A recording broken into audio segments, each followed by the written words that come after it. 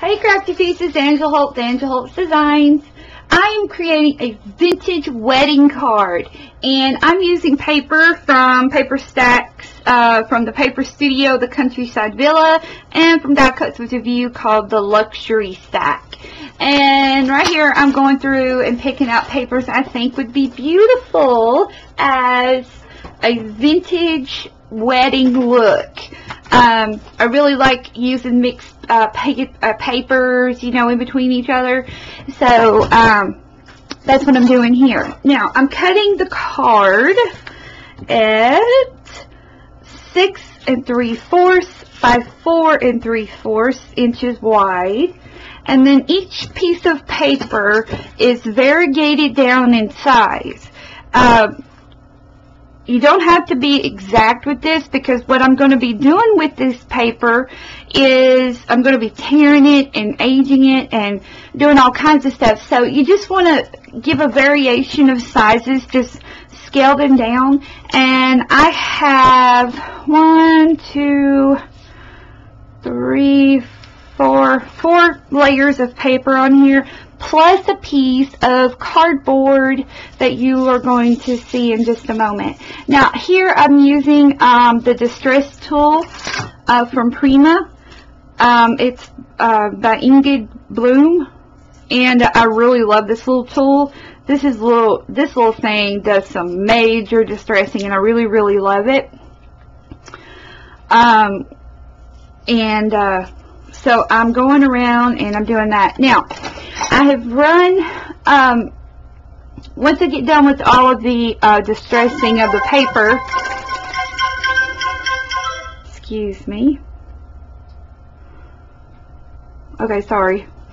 Once I get done distressing all of the paper, I am going to run it through my Creative Sticker Max sticker machine by Xyron. And this sticker machine is 5 inches in diameter, which is perfect for card makers, because normally that's about as large as you want your card to be. It's about 5 inches wide normally. And but you see here, I am just taking white gesso and I'm just painting it over the cardboard, and then I'm going to dry it, and then I'm going to distress it by tearing it a little bit, and you'll see that process here in a moment.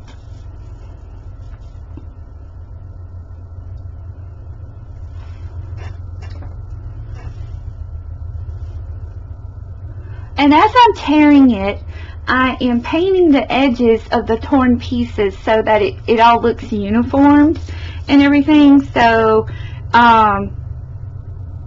you know, you just want to take your white gesso and just go over your cardboard. And it's a piece of cardboard from a packaging box. It's nothing fancy or special, and I know we've all got cardboard in our craft room somewhere. And here's the Creative Station I was telling you about. It's the 5-inch Creative Station Max, and I'll put a link in the description box down below so that you can order you one. I really love this machine. They have machines for all sorts of projects that you can do, and it makes life so much easier when you make it all into a sticker. Okay, so here I am ready to assemble the card, and I'm using the miniature Tim Holtz inks. This is called Antique Linen.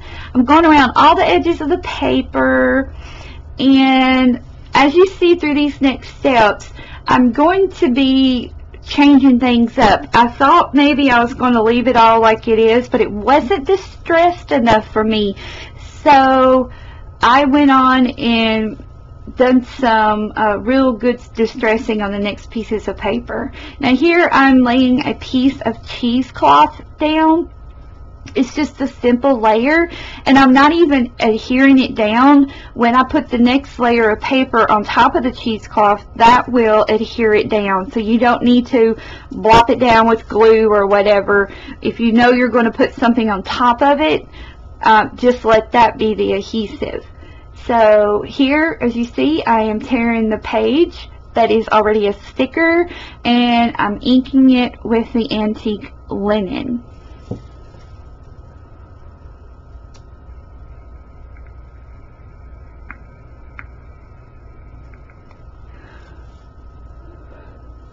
Now here I chose a piece of cream colored lace, a vintagey looking lace, and I'm going to lay that down. And here I am tearing another piece of the paper that I created, again just tearing the edges and inking them.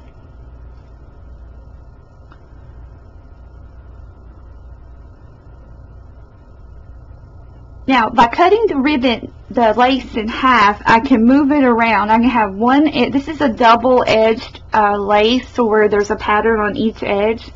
And I cut it down so that I can play with the patterns on both sides. Now here I'm pulling out some pop dots from my Teresa Collins Xyron kit. These yummy, yummy pop dots are thick, and they're perfect for these types of cards.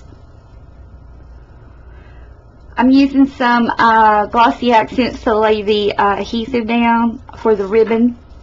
Here I'm tearing the paper again, and I will be inking it with the same ink.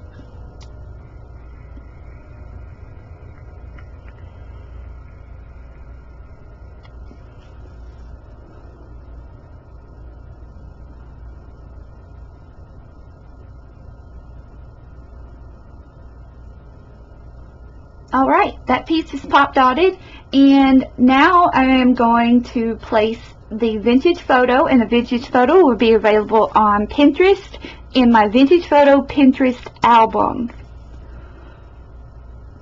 Now this is a piece of miniature doily. It's a half piece of miniature doily, so I laid that at the base of the picture because I really wanted it there. And here I'm digging out flowers, trying to figure out what flowers I want to put on the card. And I get all my flowers from craftycity.com. I'll put a link in the description box down below for them as well.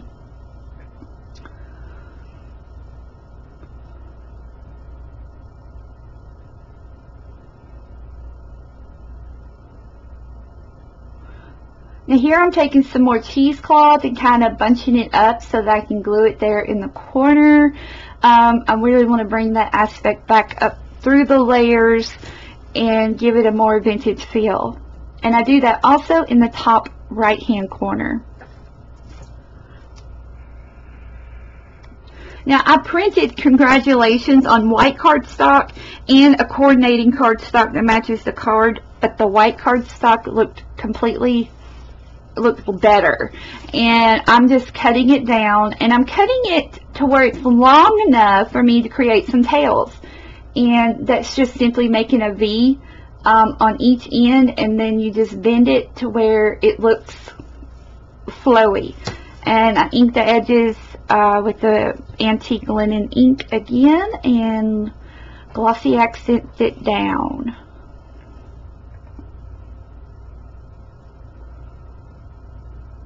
Here I am just adding some flowers. These are roses again from Crafty City.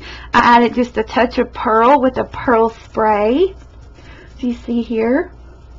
Now what I've done, you know when you clip off the metal pieces from your sprays or your flowers and stuff, don't throw them away, because you'll notice here in a few moments I'm going to take the white stem from the pearl spray and spiral it, and it's going to stick out from the flowers, and it just gives an additional element to your crafting projects, and I think it turned out very beautiful.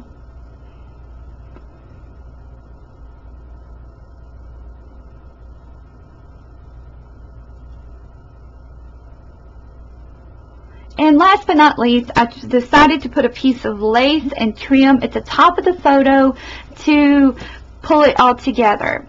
I do hope you like this card. I love it, and it's awesome for weddings. May and June are wedding months to me, so if you like this, please give me a thumbs up, and be sure to share and subscribe to my channel if you haven't done so already. Let me know if you have any questions or anything, and until next time, bye-bye.